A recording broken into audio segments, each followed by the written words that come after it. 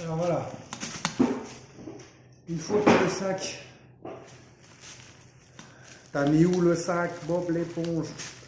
Une fois que le sac il est voilà, bien hachuré, patiné, comme vous avez vu en marine, sur le bleu éclairé, vous avez parlé en début de vidéo que le client voulait un peu des touches de violet dedans et de jaune. Donc avant de commencer à mettre les autres couches par-dessus, on va mettre ces couches-là. Pourquoi? Parce qu'en fait, le pourpre et le jaune sont des couleurs qui sont super flashy, qui ressortent vachement bien.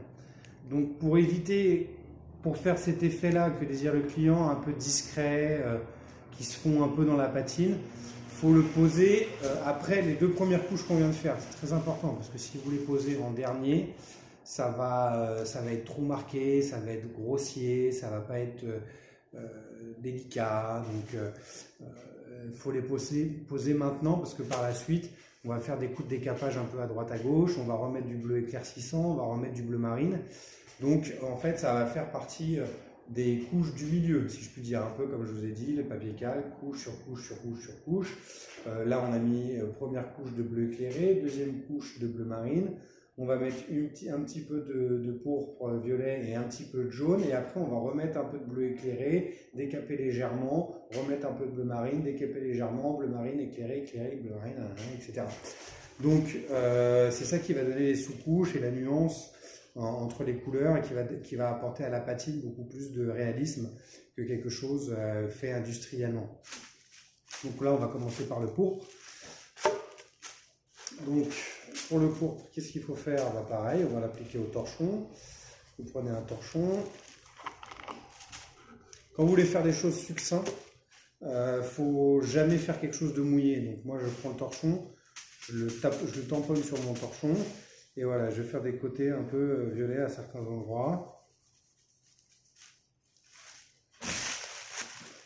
Voilà, pour le violet, bien appuyé au milieu et estomper après sur les contours.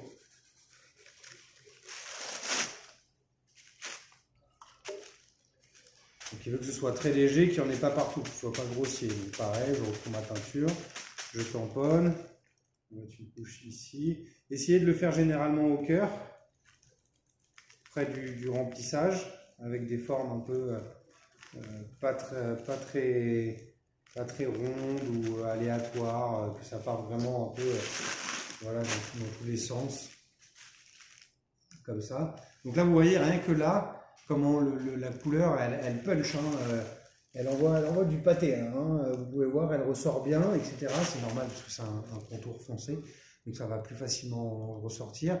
Mais ça, avec les autres teintures qu'on va remettre par-dessus, qu'on va un peu décaper, etc., ça va s'estomper, donc ça ne sera pas aussi flagrant. Donc, on va en faire un peu partout sur le bagage, sur la sacoche.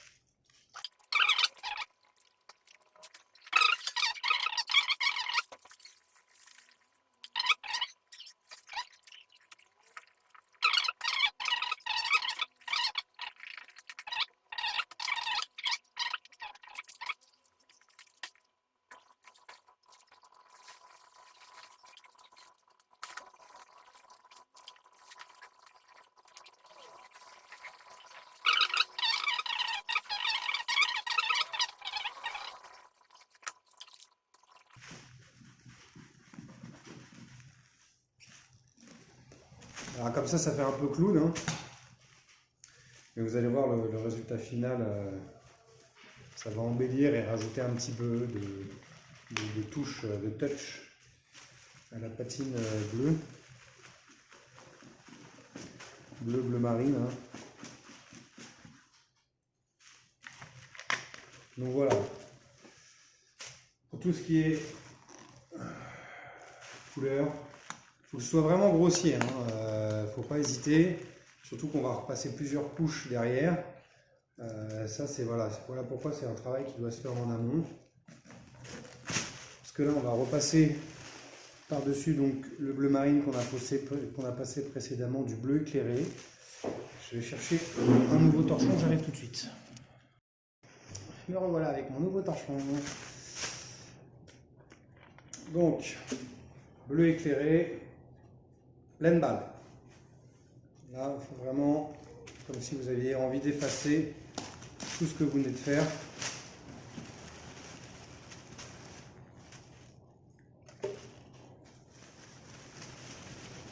Même sur, vous repassez, même sur le violet, hein, sur le jaune. Hein.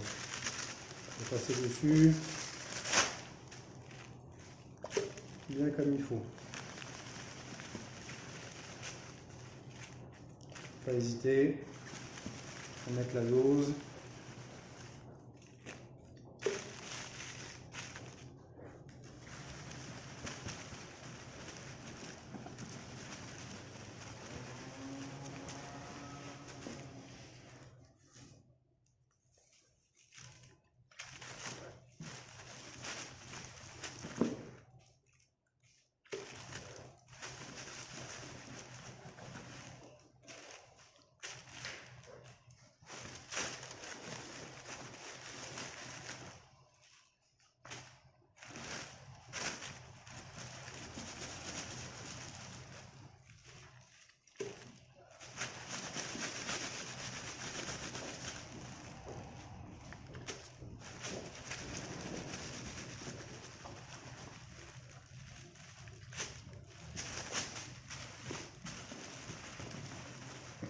N'oubliez pas, hein, à chaque fois, ça je le dis dans les vidéos, quand vous allez appliquer par la suite de la crème ou du cirage pour lustrer le soulier, la crème pour le nourrir parce qu'il sera attaqué par la teinture un peu, quoi, ça va pas, la teinture là, et ça lui fait pas que du bien, donc il faudra lui mettre un petit coup de crème derrière. La patine se fonce toujours. Donc ce qui est très important, c'est pouvoir se projeter en se disant je vais faire quelque chose de bleu un peu éclairé, en sachant que quand je vais le crémer et le cirer, il va foncer un peu.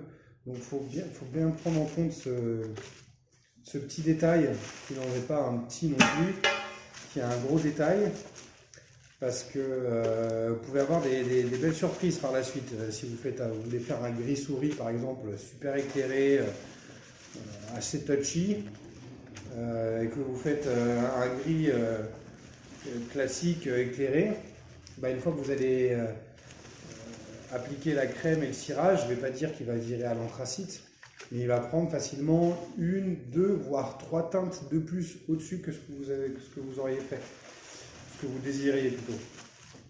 Donc ça, faut bien le prendre en compte, c'est super important pour tout ce qui est finition du sac. On peut le voir en amont tout ça. Donc, je coupe, je vous reprends une fois que j'aurai fini d'appliquer le bleu éclairé. Donc voilà, après m'y avoir mis le bleu éclairé un peu partout, vous voyez les couleurs se sont estompées. Et ça va faire pareil quand on va mettre donc là l'autre couche de bleu marine. Donc la couche de bleu marine, il va falloir faire ce qu'on appelle une mini éponge. C'est-à-dire que vous allez prendre votre torchon. Si vous avez une éponge, c'est bien mieux. Hein. Mais vous allez prendre votre torchon.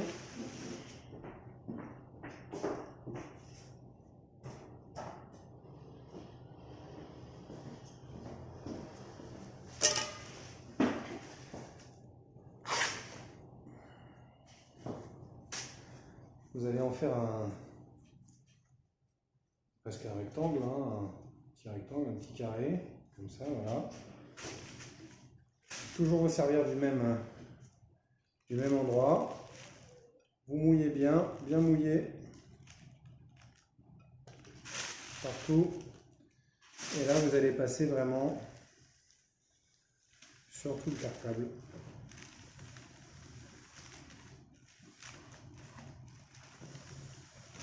Vraiment bien appuyé. Et là, c'est partout, hein. C'est pas que les coutures, que les contours. Vraiment partout, partout.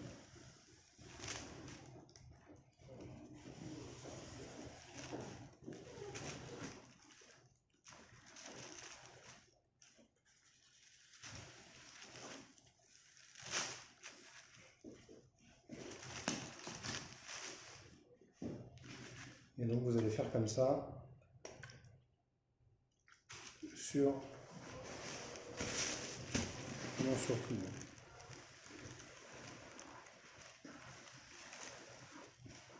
C'est bien qu'une fois, hein, très important. Je vais oublier.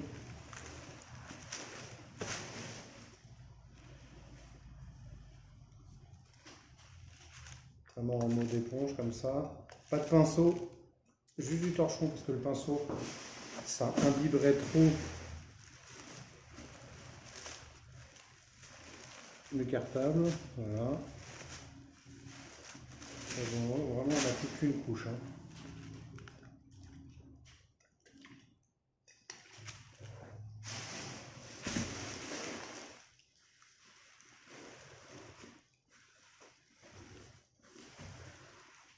Voilà, donc comme ça, vous allez le faire vraiment partout. Donc je vous reprends juste après quand j'aurai fait tout le sac. Bien, reprenons.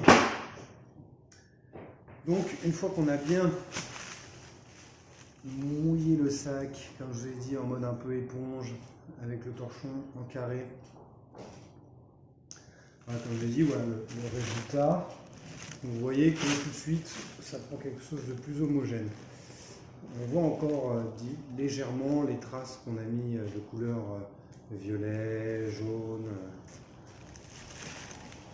Voilà, violet, jaune.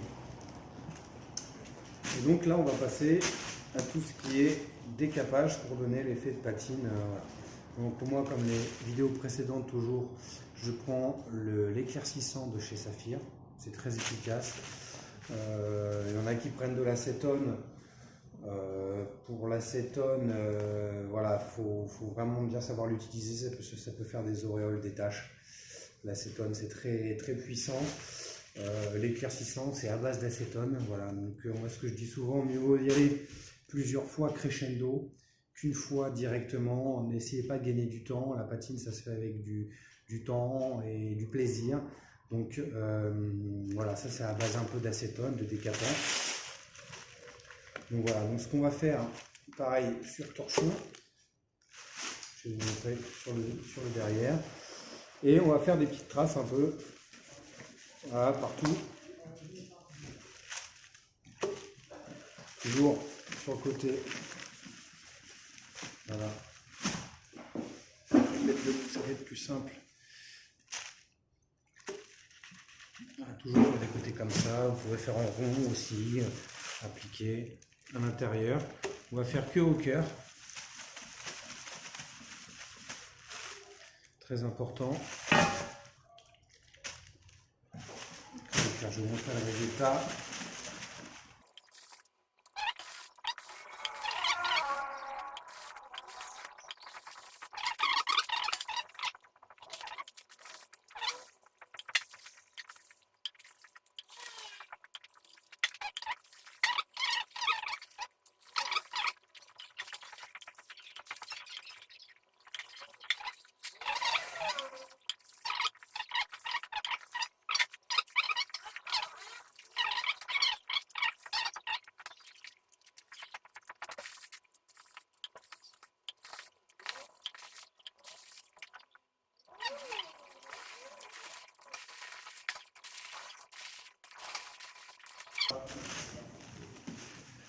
Une fois que c'est légèrement décapé, le premier shot de décapage, vous voyez, ça fait des effets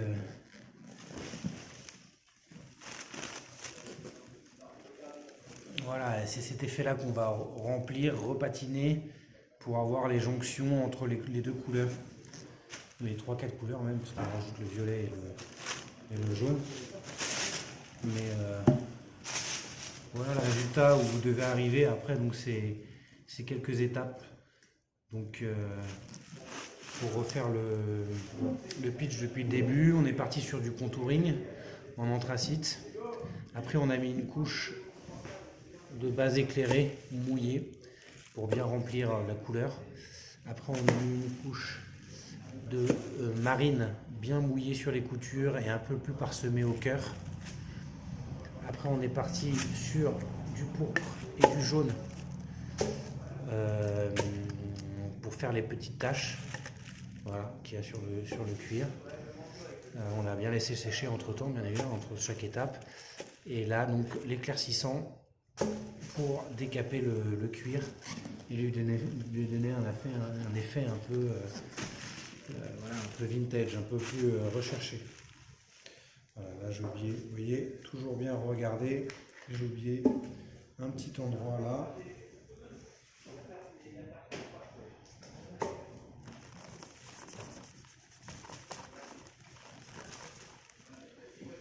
Voilà. Donc, après, l'étape suivante, c'est qu'on va repasser du bleu éclairé parcimonie en quelques touches, un peu à droite à gauche, pour, on va dire, arranger nos traits de patine. Parce que comme ça, c'est pas très beau, on n'a pas un résultat fini qui est bien, malgré que, bien que quand on met de la crème par-dessus du cirage, on peut avoir un superbe effet hein, avec ça. Mais on va le retravailler un petit peu, pour avoir un côté un petit peu plus bleuté, ce que demande le client. Donc pareil, je reprends mon bleu éclairé, et en fait, comme si vous pouvez revenir au début de la vidéo, on va refaire pareil. On va remouiller un peu à droite à gauche pour donner des effets un peu plus bleutés à la sacoche. Voilà. Donc, hop, on reprend le bleu éclairé. C'est bien le bleu éclairé. Et on reprend à des endroits. Voilà, pas partout. Pareil, bien mouillé. Voilà, pour retravailler un petit peu voilà, cet effet hachuré, cet effet patiné. Voilà, vous regardez bien où vous voulez le mettre. On garde ces côtés aussi clairs parfois. Quand vous voyez qu'il y a des endroits où c'est un petit peu ce que vous n'aurez pas voulu faire, vous les remettez à cet endroit-là, comme ça camoufle, ça confond un peu de couleurs. Voilà, là par exemple, vous voyez sur cet endroit, je trouve que ça fait trop un trait blanc, donc je vais le casser le trait en mettant un peu de couleur au milieu, voilà, sur le côté, et tout de suite, bon, je sais pas si ça se voit bien, là tout de suite on a moins le trait blanc. Voilà, pareil pour le verso, il y a des endroits qui ne sont pas top au niveau du rendu patine, je vais les retravailler. Voilà, des endroits qui sont peut-être un petit peu trop clairs, donc je vais remettre ce bleu éclairé.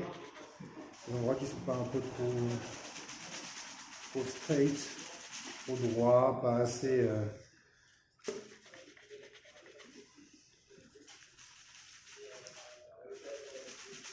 franc, donc voilà, je les retravaille un peu. Des endroits où le torchon a ripé par exemple, on peut les retravailler. Voilà, une patine ça peut se retravailler tout le temps, hein, toujours. Des endroits qui sont un petit peu trop clairs. Généralement, si vous voulez, quand vous appliquez le décapant pour faire cet effet, au moment où vous allez poser le doigt dessus, ça va faire un endroit plus grand que derrière, parce que ça va prendre plus la teinture. Donc généralement, c'est histoire de retrouver ces endroits où ça a pris un peu plus de décapant et de remettre un petit coup d'éclaircissant, vous voyez, pour retravailler la patine, pour éviter que ça fasse des taches ou des traces de doigts un peu à droite à gauche. Voilà, et de avant à maintenant, c'est limite le jour et la nuit, hein, vous voyez. Quand vous regardez derrière, tout de suite, là, on dirait un petit peu plus quelque chose d'une peinture ou quelque chose comme ça. Donc, il ne faut pas oublier tous les endroits où on a mis de l'éclaircissant, du décapant. Là, on peut les retravailler.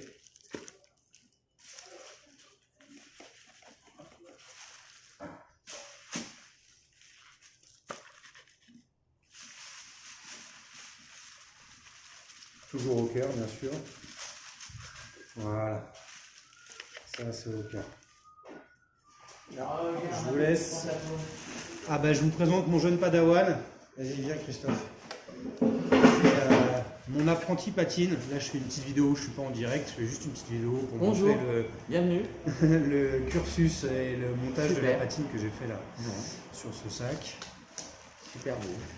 Donc, mes amis, je vais vous laisser parce que je vois que Christophe m'a rapporté une belle surprise.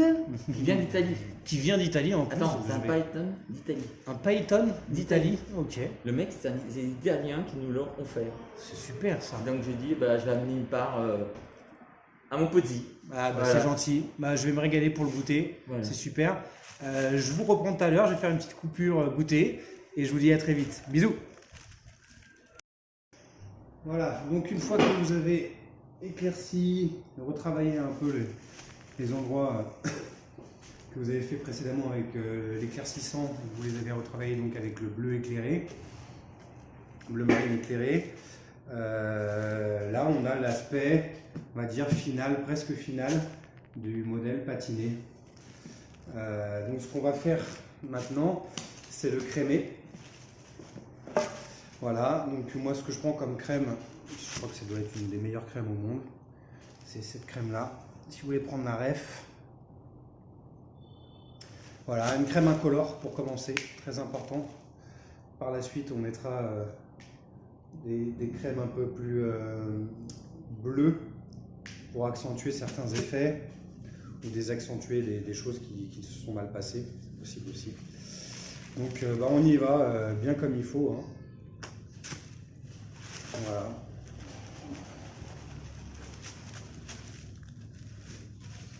On n'hésite pas à y aller. Oui.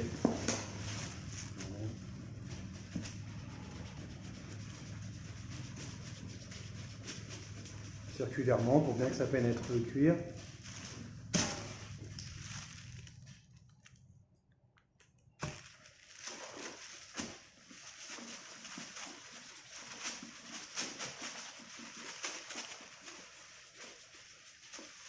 Voilà, comme ça, hein, bien toujours circulairement, tac, tac, tac, tac, tac, tac, tac, tac, tac, tac. Et je vous reprends juste après avoir crémé les petites sangles et le sac. Bon, pour la fin de la vidéo, alors j'ai pris des photos, donc je vous montrerai tout ça les photos. Mais pour la fin de la vidéo, malheureusement, le client est passé là pour récupérer sa sacoche. Donc j'ai dû m'activer en urgence pour la finir, donc on en était au crémage, donc un bon coup de crème comme il faut pour bien le nourrir, pour bien que la peau soit malléable, souple, etc. Pour une maroquinerie c'est toujours plus agréable. Et par la suite le cirer, donc moi pour lui j'ai pas eu le temps de le cirer, puisqu'il le voulait assez vite, il avait un rendez-vous dans le quartier donc il voulait en profiter. Donc j'ai pas eu le temps de la cirer, donc vous verrez la photo non cirée, donc il n'est pas très reluisant, il est assez mat au niveau de la peauserie, mais vous pouvez une fois que vous avez fini votre sacoche, les patines, etc., le cirer. Il m'a rapporté donc la sacoche que je lui avais vendue pour mettre un petit coup de soin. Voilà, ça c'était le résultat au bout de, là ça fait quoi, ça doit faire peut-être celle-ci, ça doit faire 1 an et demi qu'il l'a. Il ne me l'a jamais rapporté, il l'a utilisé pendant 1 an et demi. Vous voyez déjà au niveau de la couleur, la patine, tout ça a bien foncé. Ça a bien foncé, mais il m'a dit qu'il n'en avait eu que des bons retours. Donc je suis assez satisfait de ça. Voilà, voilà, mes chers coloristes, je vais vous laisser sur ces derniers mots. Et je vous donne rendez-vous à la prochaine vidéo pour d'autres explications et d'autres façons de faire des patines. Voilà. À très vite.